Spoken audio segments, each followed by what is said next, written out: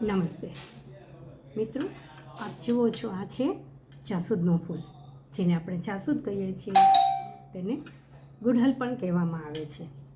લીલા પાન અને સાથે આવું સરસ લાલ કલરનું ફૂલ જે આપણે ગણેશને ધરાવીએ છીએ.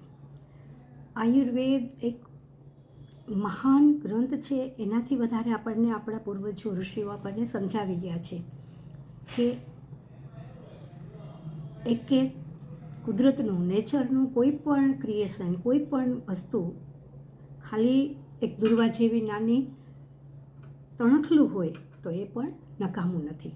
સૃષ્ટિ બધામાં કંઈક ને કંઈક ગુણ આપે છે. આ જાસૂદના ફૂલનો આજે આપણે જોઈએ કે ઔષધિ તરીકે કઈ રીતે ઉપયોગ કરી શકાય છે.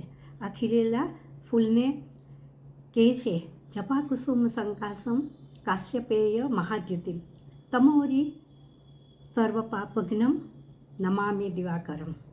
સૂર્યનું ફૂલ કહ્યું છે. સવાર થાય અને ખીલે છે, જેમ સૂર્ય ઉગે છે તેમ ખીલે છે. આ ફૂલને ફક્ત આપણે એની આ દાંડી કાઢી લઈએ અને આ એનો પાછળનો ભાગ, આ બે કાઢી લઈએ અને એના પાંખડીને ગરમ પાણીમાં ઉકાળી અને પીએ, સાથે એક એલચી નાખીએ તો એકદમ ટેસ્ટી એની ચા બને છે.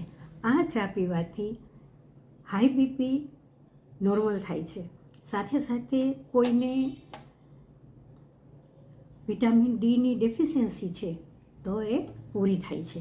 ફ્રેન્ડ્સ, આવો સરળ પ્રયોગ કરી અને સ્વસ્થ રહીએ અને નેચરને માણીએ.